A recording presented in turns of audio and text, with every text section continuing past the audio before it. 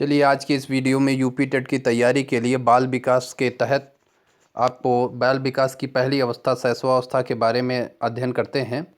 तो शैशवावस्था जैसा कि आप मानते हैं जन्म से लेकर 6 वर्ष तक की अवस्था को शैशवावस्था कहा जाता है, जबकि इस 6 वर्ष की अवस्था तक इस अवस्था को 2 भागों में भी बांट दिया गया है।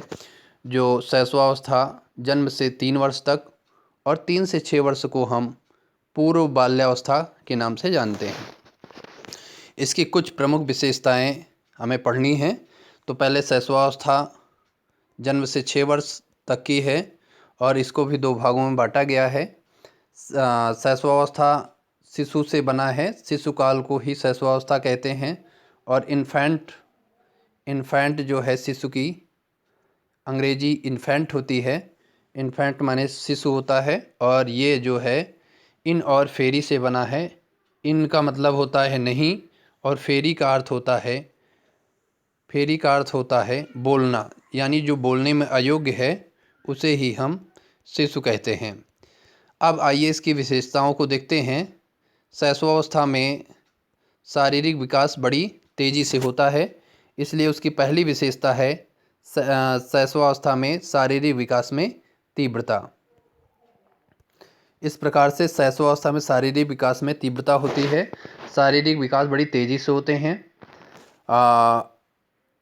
जन्म से लेकर के 3 वर्ष तक बालक का जो है विकास बड़ी तेज़ी से होता है। अगला है मानसिक विकास में तीव्रता। मानसिक विकास भी धीरे धीरे करके विकसित होने लगता है। आरंभिक दौर में हम चीखना और चौंकना इस रूप में हम मानसिक विकास को देखते हैं। तीसरी विशेषता होती है सामाजिक विकास। शैशवावस्था में सामाजिक विकास भी बड़ी तेज़ी से होता है। आरंभिक दौर में शिशु ना सामाजिक होता है ना असामाजिक, लेकिन यह स्थिति आगे नहीं बनी रहती। शीघ्र ही शिशु सामाजिकता का विकास होने लगता है। संवेगात्मक तीव्रता। शिशु में जन्म के समय उत्तेजना नाम का संवेग दिखाई देता है, जबकि वाटसन कहता है कि एक नवजात शिशु में प्रेम, भय और क्रोध, ये 3 संवेग प्राथमिक जो संवेग हैं वो पाए जाते हैं। आइए नैतिक विकास देखते हैं।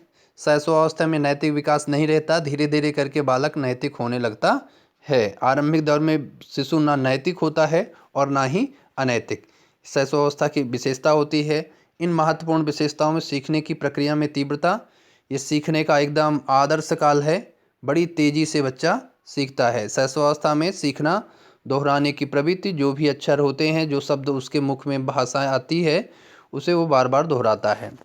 आत्म प्रेम की भावना होती है, जिसे फ्रायड ने नार्सिसिज्म नाम दिया है।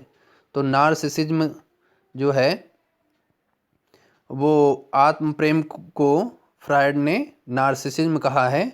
जब बच्चा अपने बारे में, अपनी चीज़ों के बारे में, अपने शरीर के बारे में अत्यधिक प्रेम रखता है। पर निर्भरता, ये दूसरों पर निर्भर होते हैं।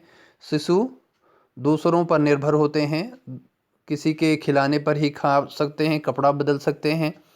कल्पना में सजीवता, वो समझता है गुड्डे गुड़ियों में भी जीवन है। उनका संपूर्ण व्यवहार मूल प्रवृत्त्यात्मक होता है। शैशवावस्था में शिशु का व्यवहार मूल प्रवृत्त्यात्मक होता है। उनकी रुचि और रुचि में बराबर बदलाव होता रहता है। काम प्रवृत्ति पाई जाती है। चूसना काम प्रवृत्ति के रूप में प्रकट होता है।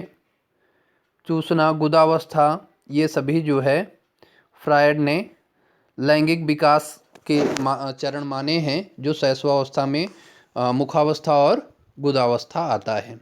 तीसरा है जिज्ञासा की प्रवृत्ति। शिशु बड़े जिज्ञासु होते हैं, कब, क्या, कहाँ, कौन आदि प्रश्न बड़ी तेज़ी से पूछने लगते हैं। संवेगों का प्रदर्शन।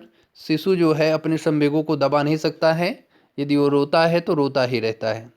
अकेले खेलने की प्रवृत्ति होती है, क्योंकि सामाजिक नहीं होता, इसलिए स्वयं वो पैर पटक कर खेलना शुरू कर देता है। इस प्रकार से ये शैशवावस्था की बहुत सारी विशेषताएं। अनुकरण द्वारा सीखना। किसी को करता हुआ, कोई भी कार्य करता हुआ देखकर शिशु स्वयं भी वैसा ही करने लगता है। इसी को अनुकरण कहते हैं और अनुकरण द्वारा ही शिशु सीखता है। प्रत्यक्षात्मक अनुभव मतलब सामने जो भी दिखाई देता है उसी को देखकर वो सीख पाता है। तो इस प्रकार से शैशवावस्था की ये प्रमुख विशेषताएं हम इस वीडियो में पढ़ेंगे। इसमें सबसे ज़्यादा महत्वपूर्ण जो था वो था शारीरिक विकास। शैशवावस्था में सबसे महत्वपूर्ण है शारीरिक विकास। दूसरा है दोहराने की प्रवृत्ति। तीसरा है आत्म प्रेम। कल्पना में सजीवता, गुड्डे गुड़ियों में जीवन समझता है। मूल प्रवृत्ति पर आधारित व्यवहार। काम प्रवृत्ति फ्रायड बताते हैं। अनुकरण द्वारा सीखना। और इस प्रकार से ये महत्वपूर्ण बिंदु हैं जिसको हम तैयार कर सकते हैं शैशवावस्था की विशेषताओं के रूप में।